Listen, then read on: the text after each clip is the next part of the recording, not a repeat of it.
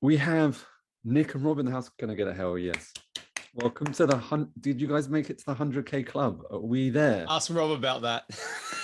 Well, what are the stats? Where are we at? No, I mean in terms of what we've sold for the course, Yeah, we're on 18, so we're too short of $100,000. you're 2K short. No, two sales. Two sales two short. sales. We're about 10K short. Okay, cool. So 90K. Yeah, but Amazing, well done. we did take your advice in terms of not scaling too quickly, so we slowed it down. Yeah. Brilliant. Well, first of all, well done, guys. Congratulations. Amazing start. What do you think was the biggest problem before you started with us? Like what made you come to that decision that you wanted to have some support to do that? Don't all speak at once. Okay, so there's a couple of things. We have there's two parts to it for me, right? One is we've built consultancy pretty well, but it was taking too much of our time, right? So we were just getting dragged into that like one-to-one or kind of that sort of piece. So we wanted to kind of make that a simpler process. The other thing also is we were jumping around from messaging, what you would call the offer piece. So we were going out there saying one thing one week, a different thing the next week, and being inconsistent. And since then, we'll get into kind of what we're doing now. We've locked into one thing. So I think just being focused on that one message and then going to town on it has been one of the biggest differences and changes.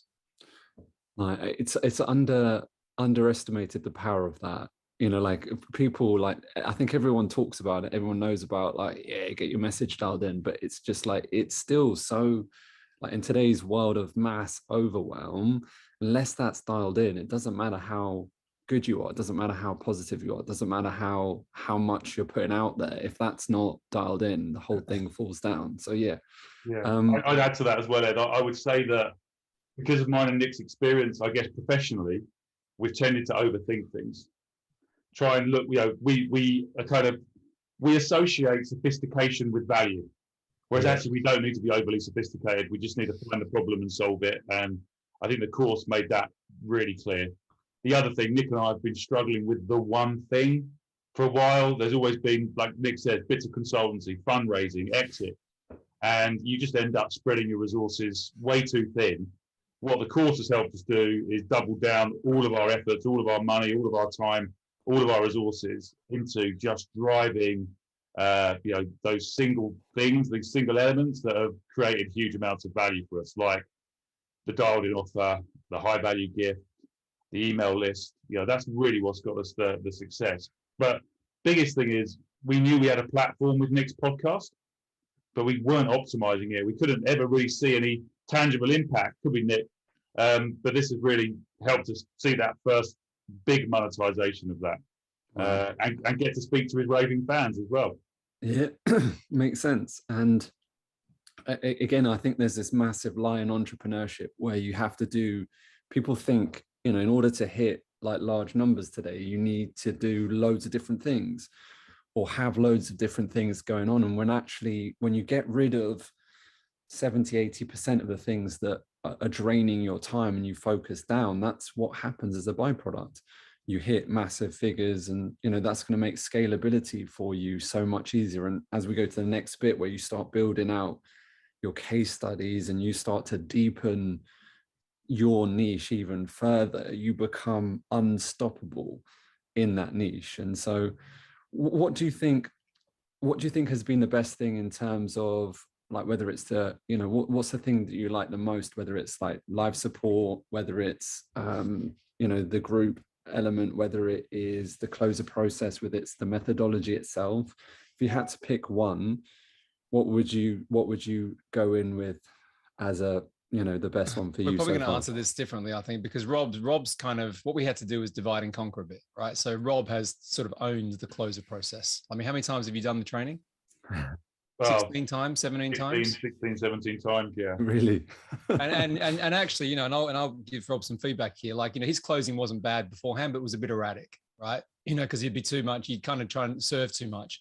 And he's closed a shitload in this last month. True, isn't it? Right, good. Right. Because you've just stuck to the process. Simplified it again. Yeah, exactly. I would go into consultant mode and try and solve the problem on the call, thinking if I give lots of value, then clearly that's going to drive the appetite for the customer to give us money. Nice. But no, simplifying it, sticking to those very, very clear kind of segments of the methodology has really helped. Nice. So I love that, dude. Do you think that we could put a percentage increase to your sales conversion? A lot. Yeah, it is. But then equally that goes hand in hand with where Nick's excelled, which is driving volume. Yeah. So whereas before we would, maybe 2-3 leads a week, Nick, not really knowing what they wanted, weren't part of a workflow, like, oh, hi, yeah. Put some structure around it. So I think to give you some quick numbers on it, Ed. So what we said is, when we started the month, we said we wanted to do 50K. So 50K was our target for January, right? That's what we said, just to kind of get the thing started on this pathway. So we built it back from that and said, okay, how many leads do we need? And we created a formula. We said 200 leads, 50 appointments, 30 people show up for the appointments, and then close 10 sales at 5K, right? That's what we said. Interestingly enough, we pretty much overachieved all of that. We ended up with about 210, 220 leads. Nice. For the month. More people showed up than we expected. The challenge, I think, was getting payment. We'll get into that in a second. So we had a lot of yeses on the phone, but we didn't quite understand how to take the money on the phone. But what worked in terms of leads, just to finish that piece off, is I had a bit of a network already from the podcast. So I took the HVG, and the first thing I did was put it into my Facebook group, saying, I've just written this book about how you can get to 8 figures fast, blah, blah, blah. Who wants a copy? And we had 85 people respond straight away. Nice. Put them into the automation, and we had, I don't know, you had something like 20 calls booked, didn't you, Rob? Yeah. Beautiful. So that worked. That was just the social piece of it. And it kind of leads on to what we need to do next, but we'll get into that in a second. Yeah. Okay. I love that. What did you have any reservations about joining us? Did you have any things that you were worried about, the investment?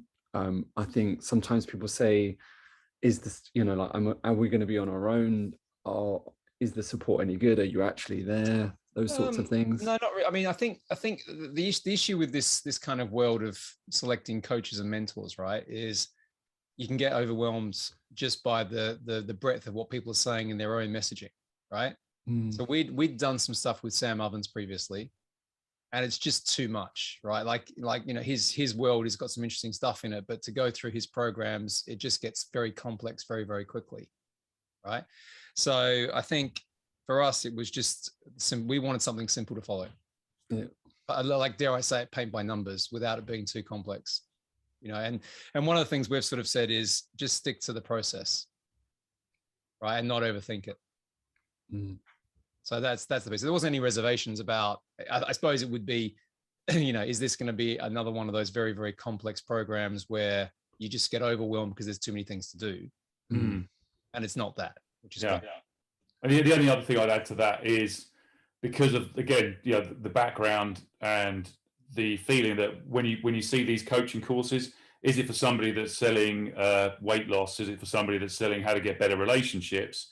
And is it different when you're looking to try and sell a business to business? I know like people talk about person to person, but is it a different methodology, and is it going to be right for us? And we like Nick says, we've tried a lot of stuff that has had really good feedback. So we started with Sam Ovens, we did Daniel Priestley's Dent, Russell Brunson, we've looked into Alex Hormozy. So this is kind of a culmination of a lot of learning that we've done. But this is the one where we said, actually, we've kind of got just enough knowledge, but let's double down on following the process exactly, because the minute we start to overthink it and bring our own external views in, suddenly the scientific experiment goes off and we're not following the patterns that you have demonstrated have created value and customers for your past clients. And that was a big epiphany for Nick and I. That just said, let's just follow this blindly. Yeah, it makes sense. I mean, like when you see when you copy what we've done and just simplify, I promise you, in today's market, like without a doubt, if you can simplify beyond anyone else, you are literally going to make it rain on a whole different level. That being said, what would you say to someone that was on the edge of joining, that was, hesitating, or what would you say to them? For me, it's just, you've got to kind of just jump straight into these things and trust something, right? Like, I think the program, and we've done lots, right? You know, Rob's I've had a lot more coaching than Rob, right? And we talk about this. I've been to many masterminds and whatever. You've simplified the process really, really well in this program, right? So for me, I would say, if you are trying to grow and scale something, but you're focused too much on too many things at once, then this is the best program I've seen to simplify that. Yeah, and I think I'd just say simply, how much do you want it? Yeah, if you have a really strong desire to build a business or build a revenue stream from whatever your specialist area is, then just go for it. What's the worst that can happen? What is the worst that can happen? Yeah, that's a great one. All right, guys, look, let's get down to it. I really appreciate you. And as always, like, it doesn't happen without amazing people like yourself. So give yourselves a hand. Welcome to the almost 100K club. We are almost there, but let's get down to it. Let's sort your next steps out.